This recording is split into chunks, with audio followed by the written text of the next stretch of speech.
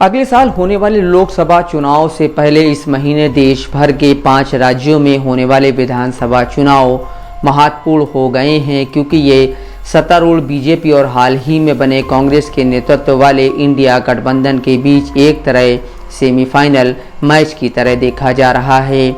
3 राज्यों छत्तीसगढ़, मध्य प्रदेश और राजस्थान में दोनों राष्ट्रीय पार्टियों के बीच सीधा मुकाबला है। वहीं तेलंगाना और मिजोरम में कांग्रेस के सामने सत्तारूढ़ क्षेत्रीय दल है।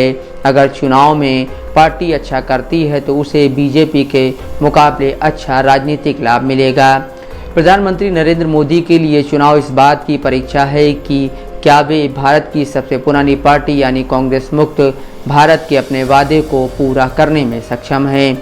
5 साल पहले यानी पिछले चुनाव में कांग्रेस तेलंगाना और मिजोरम में बुरी तरह हार गई थी, जबकि छत्तीसगढ़, मध्य प्रदेश और राजस्थान में उसे ज़बरदस्त फ़ायदा हुआ था।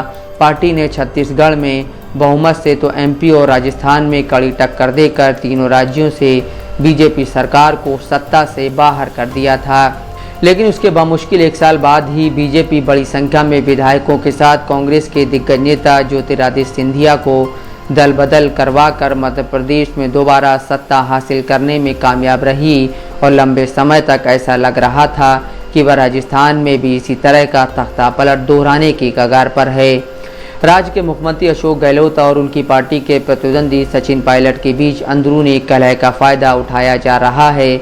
मोटे तौर पर कांग्रेस की आला कमान वाली स्टाइल में प्रधानमंत्री मोदी और गृह मंत्री अमित शाह के सत्ता में आने के बाद बीजेपी पार्टी पर कब्जा कर लिया है। इस बार 3 राज्यों में विधानसभा चुनाव में बीजेपी अपने दृष्टिकोण में स्पष्ट रूप से भ्रमित और अस्थायी दिखाई दे रही है। केंद्रीय नेतृत्व का रमन सिंह को छत्तीसगढ़ में, मध्य प्रदेश में शिवराज सिंह चौहान और राजस्थान में वसुंधरा राजे को बीजेपी के चुनाव अभियान का नेतृत्व नहीं करने देने से मुख्य समस्या उठ रही है। कर्नाटक और हिमाचल प्रदेश में बीजेपी को इसी तरह की रणनीति का खामियाजा भुगतना पड़ा। पार्टी को कांग्रेस के हाथों सत्ता गंवानी पड़ी।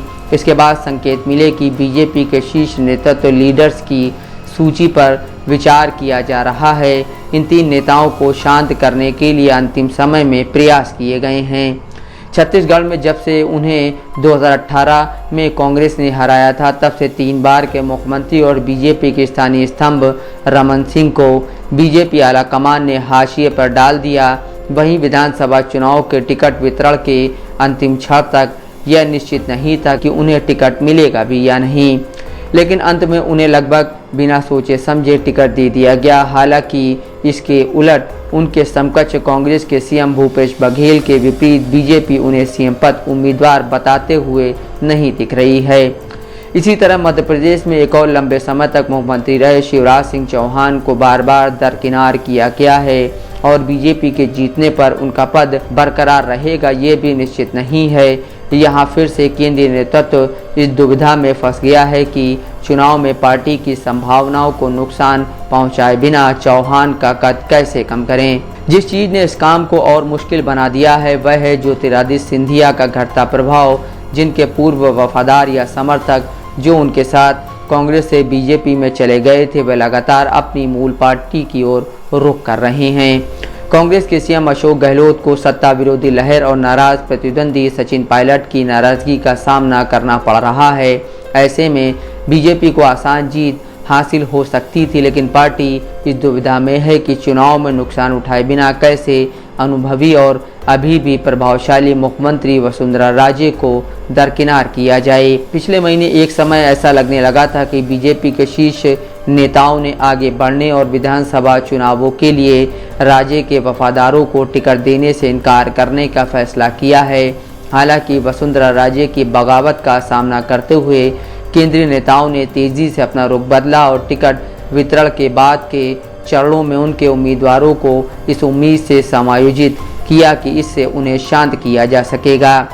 तीनों राज्यों में बीजेपी और कांग्रेस के बीच बड़ा अंतर यह है कि बीजेपी ने स्पष्ट रूप से किसी क्षेत्रीय दिग्गज को अपने चुनाव अभियान के चेहरे के रूप में पेश करने से इनकार कर दिया है और इसके बजाय वो प्रधानमंत्री मोदी के नाम पर वोट मांग रही है, जबकि कांग्रेस ने स्पष्ट रूप से अपने सीएम उम्मीदवारों को चुन लिया है।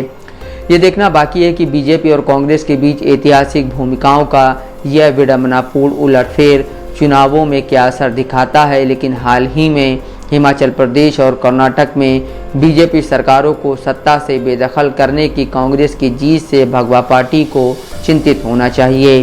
प्रधानमंत्री मोदी के लिए तेलंगाना और मिजोरम में उभरता चुनावी माहौल भी चिंता का विषय है। भले ही बीजेपी खुद दोनों राज्यों में एक छोटी खिलाड़ी है।